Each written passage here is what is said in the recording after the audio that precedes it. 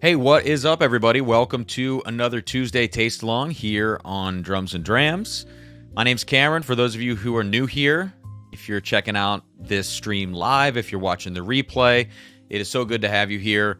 Got a little jazz music in the background, and we're just going to have a nice, quick online group tasting of a bottle that I think is a pretty cool one from the Buffalo Trace Distillery. So we're going to get into that.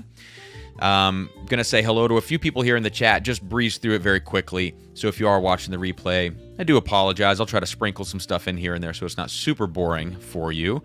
But the goal here, as with all of these Tuesday Taste-alongs, which is a brand new series, this is only the third one on Drums and Drams. The goal is to basically, as a community, taste through a bottle 15 to 30 minutes, depending on how long it takes. I would love to hear from you in the chat as you are tasting it along with me. I'm going to give you my tasting notes, my impressions, what I like, what I don't like, and it would be great to hear from all of you as well throughout the process. And it's hopefully going to be kind of an interactive environment. So again, nice and short, quick tastings, live with all of you, and I'm really excited about that. Let me say hello to a few people. I've got a couple things to say at the very beginning here. And I've got a warm-up pour. You can see that in front of me. Talk about that in just a second. And then we'll get into tonight's tasting. But I see some awesome some friends in the chat, some new names as well. So Top Dog, good to see you. Paul Graham, I have to call this out. Paul Graham jumping in with the $50 super chat on a short tasting stream. Paul, thank you so much, man. I can't say enough about your support. I'm left speechless every time, but especially on these shorter streams when there's no giveaway or anything. So, Paul, thank you so freaking much. Tom Snyder, good to see you. Joe Dickinson, I will get to your comment, and thank you for that comment, by the way. Saucy Shane, I see, is in the house. Mike Snook, Sugar Kitty, Dan O'Ryan, Bev, Peter, Trevor, Horses and Bourbon, Jeff, what is up, man? And Matt Porter in the freaking house, ADHD Whiskey, Camalima Ding Dong, and new best friends as of last weekend. New best friends. Jonathan Cook. I see Dustin. Mojo's in the house, man. Good hangs this past weekend. Another Dustin. And Coach Schmeling, Rob Schmeling in the house. So awesome. Very, very cool. All right, a couple things I want to address very quickly. The first one is let's get some whiskey in our bodies. If it's drinking time for you, if you're done with work, if it's an appropriate time in your evening, depending on your time zone, I'm saying cheers to you. Even if it's not, just sneak a pour or something. I don't know. But cheers, guys. I'm warming up with a little Mayor Pingree red label here.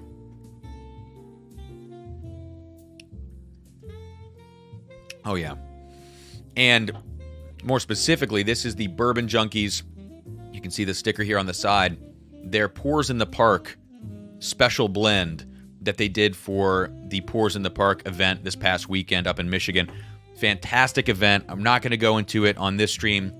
Thursday night on the regular 8 p.m. Eastern live stream on the channel, I will talk and recap Pours in the Park. I mean, I don't have too much to recap, but we will get into it a little bit there. But for now, I am just sipping on this really awesome Mayor Pingree pick, or blend, I should say, at 94 proof.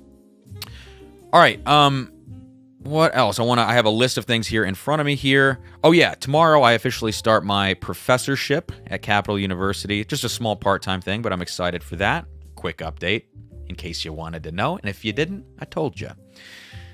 What else? Last Thursday night, I want to say shout out to everybody in the community who was hanging out on my live stream. We raised $2,500 for Jerry Black and his family after Jerry's wife passed away. And this was an unexpected thing. Through the generosity of Amy Bohm, a wonderful member of the community, and Nancy Fraley, the master blender of Cigar Blend at Joseph Magnus, and so many other things. They both contributed bottles to an impromptu bottle auction last Thursday night at like hour 2.5 of the stream.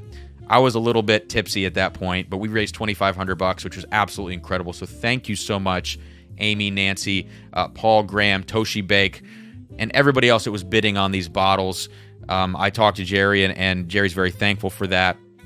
And I'm just I'm really excited about that. I'm going to go back and timestamp that live stream for those of you who are going to check out that Russell's 13 blind comparison that I did. And last but not least, I just want to apologize for the I was a little tipsy and a little foul language, on that stream. I was a little bit, emotional and everything. So I did drop a few bombs, and I apologize, but I was just so overwhelmed by generosity of the community. So cheers to you guys for that.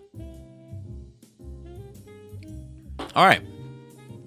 So for those of you who got this Pours in the Park blend, I'll talk about this more in detail on Thursday night's live stream, but I wanted to just use this as a warm-up tonight. And I hadn't tasted it, honestly. I didn't taste it at the Bourbon Junkies event. Very, very good stuff. Kind of reminds me a little bit of a Penelope vibe, kind of like a weeded MGP type thing, but also very, very sweet. I like it. All right. Let's get to the main event here. And Joe Dickinson in the chat, if you're still hanging out, I will address your comment here in just a second, which, again, thank you for pointing that out. But I want to get into the tasting here, especially for those watching the replay who are like, why has this guy been yapping nonstop for 6 minutes? And he hasn't even done what he said he's going to do. So let's get to it, and then we'll keep hanging out, guys. So let's check out this E.H. Taylor on the nose. Give a couple of notes. We can talk about the kind of stats over here on this side of the screen as we go. So let's start on the nose. If you guys have your E.H. Taylor small batch, go ahead and pour this thing out and get ready to nose and taste along with me.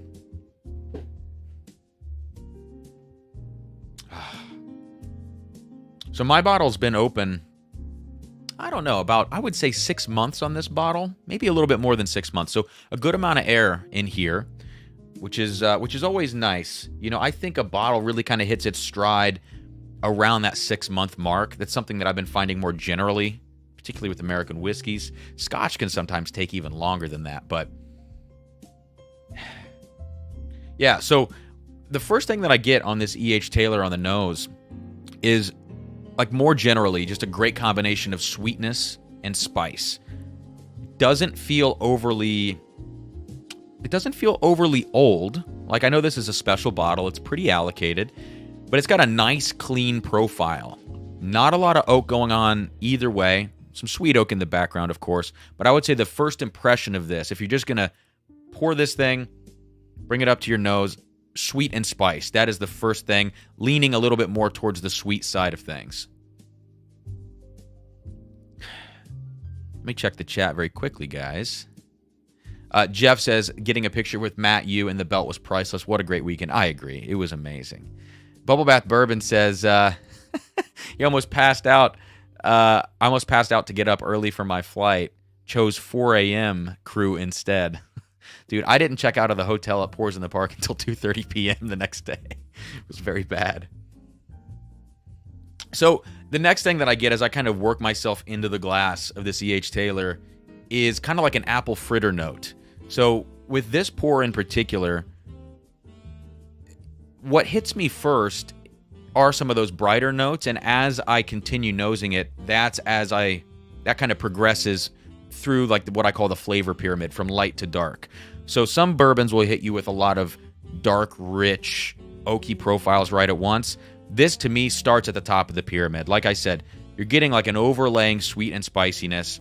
Right below that, I'm getting kind of like this apple fritter note, some like shortbread. Yeah, maybe like a sugar cookie, shortbread, vanilla icing, apple fritter. Like that's the kind of profile that jumps off the top of the whiskey for me.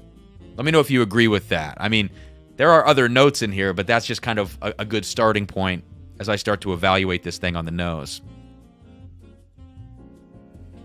Derek says, how's everyone doing tonight, Cam? It was great to meet you and your lovely wife at the Junkies meetup. Look forward to the stream. Thank you, Derek. Yeah, what an amazing weekend. Oh, my goodness. I know, Dustin. Paul Graham is so generous.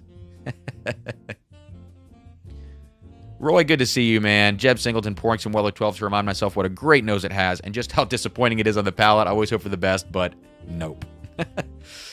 Yeah. All right, so let's keep going here. So back to the nose. Great honey notes, and honey is one of those notes on Buffalo Trace products that you get on a lot of the, I would say, like a lot of the younger stuff, between 4 to 8, maybe up to 10 years old, you're going to get a nice honey profile. Then when you get into, excuse me, then when you get into Eagle Rare territory at the 10-year mark, you start to lose a little bit of that honey quality in favor of some more dark fruits. To me, as I smell this E.H. Taylor small batch, it's reading like a little bit of a younger Buffalo Trace product, 6 to 8 years old, maybe something like that. So, yeah, good honey notes. I mentioned kind of that vanilla sugar cookie thing. As you start to get down deeper into this, that's when a little bit of those darker fruit notes kind of jump out of the glass. For me, it's excuse me, it's like a light candy grape syrup. I don't know, maybe like a snow cone syrup, but grape flavored. It's not heavy. It's really light. And there's a weird note in here too, which I'll get to in a second. But I want to point out first that there's kind of also like a dusty corn. Does that make sense? Like if you is cornmeal not cornmeal, but just almost like a dusty corniness to this. Again, making it read as a little bit of a younger pour, but not in an off-putting way, I don't think. So, all right, let's take just a second here away from the nose. One thing that I like to do when I do sit down and explore an individual whiskey, kind of like we are right now, is not just always have it up to my nose, not be just shoving it in my face, because you're going to kind of numb out your senses, and you need time. Like, you need time with the whiskey, not only for it to breathe, of course, get some air in the glass, but also for your mind and your nose, your whole olfactory system to kind of reset. I think that's really important. Or maybe that's just my excuse to get into the chat. Who knows? Paul Graham says, I need to leave. I'll watch you later. Welcome home. Thank you, Paul. Mike Snook says, I will say I prefer the small batch and single barrel over the barrel proof. That is interesting. I've only had the batch 9, but I loved it. Let's see. Mojo says, Drunk Cam is legit. I don't know what you're talking about. I wasn't drunk this weekend. I didn't bottle chug Malort this weekend. Guys, so many familiar faces from the meetup and new names in the chat, and 62 in here. That's amazing for a kind of casual Tuesday night 30-minute tasting stream. So thank you so much. Hit that like button if you are hanging out right now. And if you aren't subscribed to the channel, please consider subscribing. If you're watching the replay, do all those good things as well. That's awesome. All right, let's get back to the nose here. We're going to get into the palate in just a second. Now, I mentioned that there's kind of an interesting note in here, and this is something that I only get on the E.H. Taylor small batch. I don't know why, but it's almost like a metallic or a copper note. And let me know in the chat if you guys are getting that as well. Like, it's not obvious. I have to sit and kind of dig into it just a little bit, but it's like right around that corn, like that dusty corn, that honey, those kind of notes. I'm almost getting like a copper note. That's the best way I could describe it.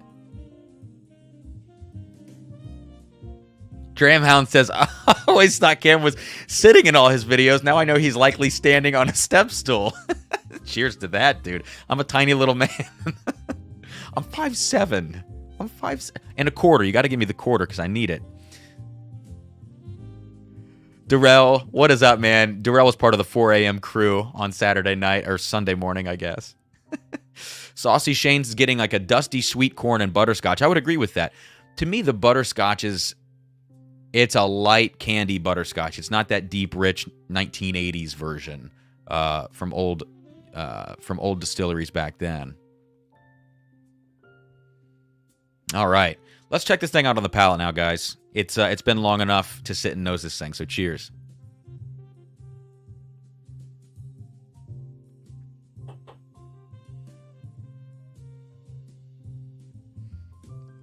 Oh, yeah. Wow. What a great... To me, what separates the E.H. Taylor small batch from a lot of the other comparable Buffalo Trace products is how this thing drinks, especially in the front of the palate. Where Buffalo Trace and Eagle Rare are at 90 proof, because this thing is bottled in bond, bottled at exactly 100 proof for 50% ABV, as you can see up here, you get a nice pop of spice up front. And that's what I really appreciate about this bottle.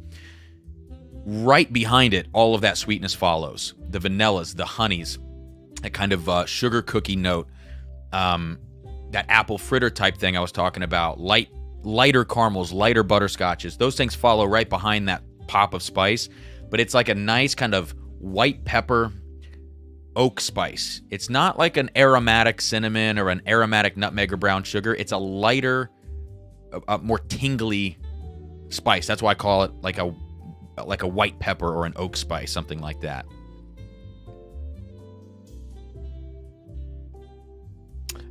Hank Williams Jr. says, what's a better product, E.H. Taylor or Russell's? That totally depends on your palate.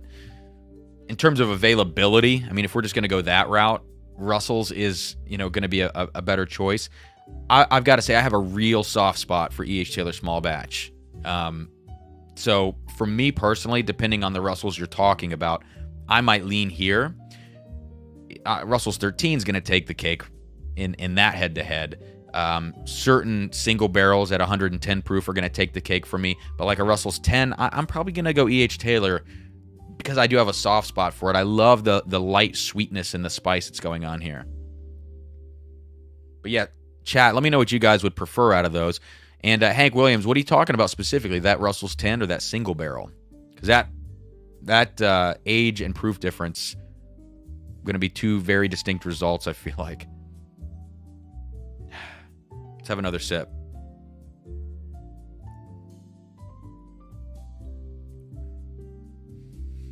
Oh, Bourbon on the Bayou's in here.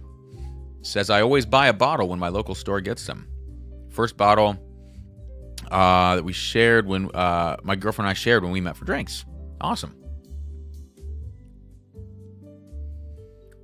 Wow. So let's talk quickly now about some of these stats on this side of the screen here. So we mentioned that this is a bottled and bond product. So exactly 100 proof, 50% ABV. That means it has to be at least 4 years old. I don't know what the rumor is on this thing. I mean, my guess is it's in that 6, 7, 8, maybe 9-year range. It's hard to tell. It really is. I would maybe edge a little towards the younger side, though, like I said, based on the flavor profile. Now, the SRP is only $40, but you're going to be hard-pressed to find it for that, which is going to bring me to a good discussion point that I kind of mentioned earlier. A comment from Joe in the chat. Secondary on this, between $85 and $100. I don't love that price.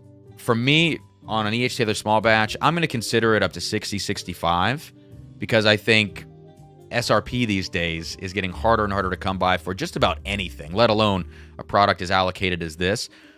So 85 to 100, though, you're getting into some territory where there are other bottles in that price range that I might have instead. But if you are a collector, you always want to keep one of these in stock or on your bar or whatever. You may end up having to pay that at some point, and that's totally your prerogative depending on your budget. Last thing is the mash bill. Undisclosed from Buffalo Trace, but it is mash bill number 1, which we know is the lower rye bourbon mash bill. Thought to be rye content around that 10% mark. I don't know it exactly, but that's just an estimate that I've seen online. So I think Bubble Bath was asking about a comparable product from this mash bill.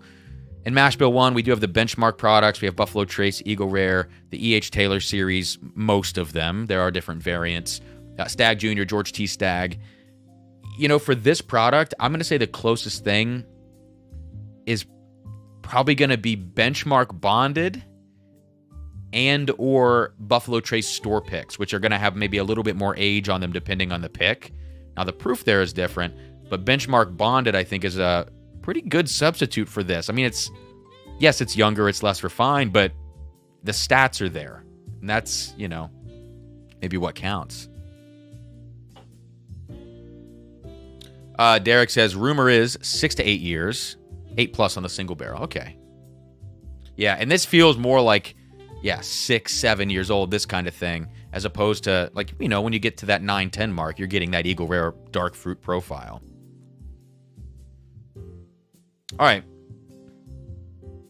Last thing I'll say is after I sip this a little bit and I come back to the nose, I do start to get into more of the oak profile here. all Buffalo Trace products, or I would say like 95% of them, have a nice sweet oak backdrop that's supported by that light kind of candied grape syrup note. That's a hallmark of all of these products, especially in Mash Bill 1, and that really supports the sweet oak in the bottom of the glass. Now, the other thing I get alongside that is a little bit of a mustiness, and it's very, very slight. As this thing ages, it would get a little bit more of that, but a hint of a musty oak or maybe even a little bit of a leather note at the very, very bottom of the glass that, again, kind of supports the entire thing with that sweet oak, with that kind of grapiness. Takes me a while to get into that, though, because when you first start nosing this thing, it's all sweet, bright, a little bit lighter, and as you acclimate to all of that, I think you can then get a little more detailed with what you're getting out of the glass. Let's do another sip. Wow, 66, almost 70 people in the chat here, guys. Thank you so much for hanging out on this Tuesday. I'm really excited about this Tuesday Tastealong series. Joe Dickinson earlier, let me bring this comment up because it's a great comment. He says, this was a great idea, but you're ruining it by choosing highly allocated bottles that only a few can find. Too bad. I love the idea of this live tasting. And Joe, I said, we'll address that. And he says, I do love this idea. I just wish I could participate. And that's a super fair criticism, Joe. One thing that I wanted to talk to you guys about on this stream is that the goal for this, as I've mentioned on the last couple of these Tuesday Taste-alongs, is to find a certain niche of bottles, a certain class of bottles to use for these tastings. And, some of them are topical, the Whiskey Weekend blend. Some of them are... I thought 1792 Bottled and Bond was more common than it was. I failed there last week. I do apologize. And this week, I said, you know what? Let's throw E.H. Taylor into this mix. I think a lot of people have it. Some overpay for it. But it is kind of a collector's bottle that I think a lot of people do go after.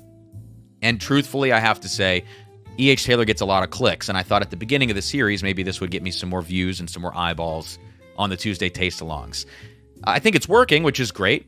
But I just wanted you guys to know that I think the community around YouTubing, or like around this channel, I think part of it is me and what I want to bring to the table and my ideas. But the other part of the equation is you guys and your feedback. And so I value this feedback. And Joe, I want you to know that, and everybody in the chat, if you give me feedback and you don't just rip my face off, I'm all ears for it. Even if you do rip my face off, I'm going to think about it long and hard why that happened. But for this bottle, it is a little bit more allocated.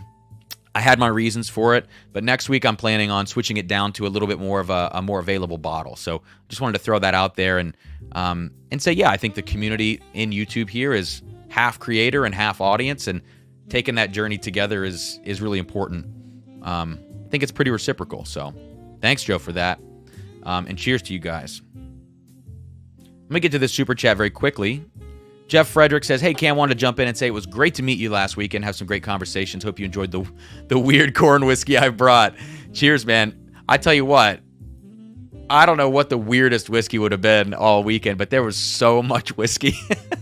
Certainly not that weird compared to some of the other stuff, I feel like. But Jeff, and for everybody else in the chat, it was so good to meet you guys last weekend. And my wife, Sarah, had the best time. She could not stop talking about how incredible this community is. So Joe says secondary on it is 120. I think, Joe, depends on the area you're in and whether shipping is involved.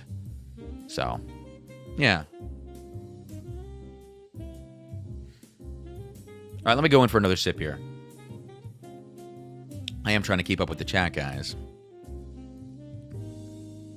I'm going to just go ahead and scroll down.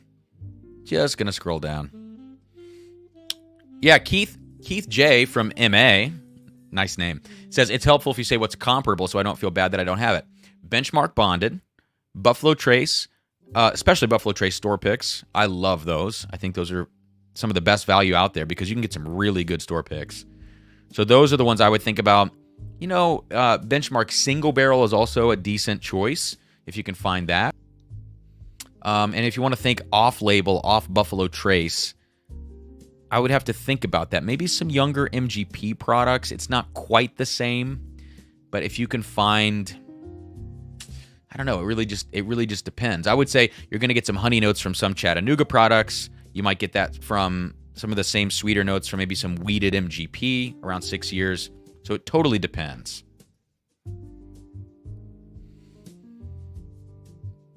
Yeah, and Derek says the difficult part is, how regional distribution is. One person's relatively common, is another person's impossible to find. Yeah.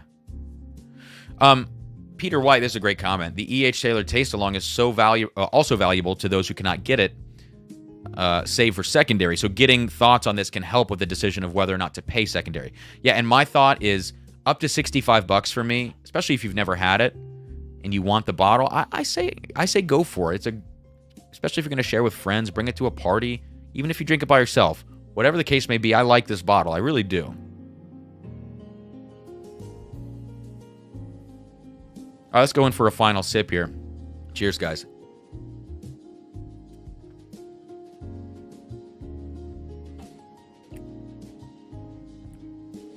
Yeah, I dig it. The more I sip it, it does start to come across a little bit more simple. I think that's the case with a lot of Buffalo Trace products, though. The more you sip on them, the spice kind of starts to take a back seat, especially if you go lower, a lower proof than this 100 proof E.H. Taylor. The spice takes a back seat. The sweetness is a little bit light, and it becomes a non-thinking whiskey. That's okay. I think that's okay. But for me, if I'm gonna sit down with E.H. Taylor small batch, I'm probably gonna drink like 2 or 3 glasses of it. I'm not just gonna have a little taste. You might not want to do that if you can only find one once a year or something along those lines. But for me, it's a session whiskey. It's kind of crushable, as are many of these Buffalo Trace products at this proof point and below. All right, let me check the chat one final time. Is there anything else you guys want to add to this? Any other questions you have about it? I'm out. I should maybe pour one final sip just to be responsible. Is that responsible? I don't know. But for me, I don't keep backups of E.H. Taylor small batch, if that tells you anything.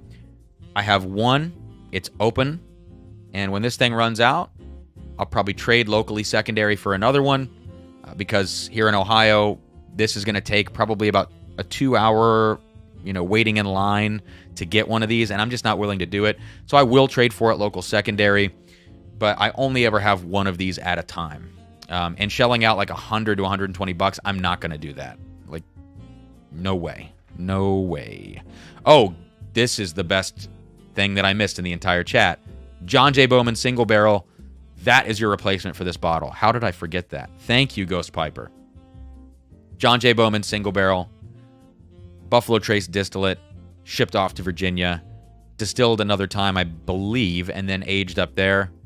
That's the one.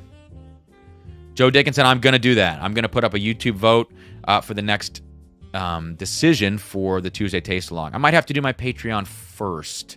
Give them like that edge, and then maybe right after that do it. But either way, they're going to be more available bottles, I would say. Wow, the chat is blowing up. Thank you so much. 73 of you hanging out in here, which is that's more than a lot of my Thursday night live streams. So, hey, shameless plug, I'll be live Thursday night at 8 p.m. Eastern if you want to come hang out at that point. Hit that like button and subscribe if you haven't already, especially those watching the replay who might be new to the channel. But here's what I'm going to say. Another final wrap-up thought. This is not like a wow, like a whiskey that's going to wow you. You're not going to go, oh my God, this is amazing. Like, me personally, I would probably take this over Blanton's most of the time. So there's that. But you don't drink it and go, holy crap, this is life-changing. It's just a really solid whiskey, which is why, to me, it's like up to that $60, $65 price point. It's a decent buy, David says, I love the Tuesday Tastealongs. Remember, hit that like. Thank you so much. Saucy Shane just blended a few 10-year bourbons to celebrate his youngest daughter turning 10 today. Cheers to that. Cheers to that, buddy. I don't ever say buddy. The bourbon junkies rubbed off on me. They say buddy. Roy R says, see you Thursday. What is going on? Bourbon Kingdom in the house. Oh, man. Epic bottle share. I'm going to talk about that on Thursday night's live stream. as well as the rest of the shenanigans this weekend. So, all right. Everyone's saying don't pass on the John J. Bowman single barrel, and you should not. That is a fantastic bottle. Okay. Well, I think that's it. I think that's going to be it, guys. I'm not going to rate this thing on this live stream. I will review it at some point in the future with a more formal review. But thank you for hanging out. We've hit that 30-minute mark, and I don't want to keep you guys too long. I know people are going to start going live here in just a bit. I don't know if the Junkies are live tonight. I know they're remodeling everything, so I have no idea. But thank you so much for being here. I'm going to say cheers with this final sip. And that is going to be it. Last question that I see here. Roger Randall. Have you had any of the single barrel project? I have not. I have not. Is that the that specialty oak thing in the smaller bottles? I've not tried any of those. All right, guys. I'm out of here. Cheers. Thank you so much. Let's see if I can fade the music out as I end the stream. All right. I'll see you Thursday night at 8 p.m. Eastern.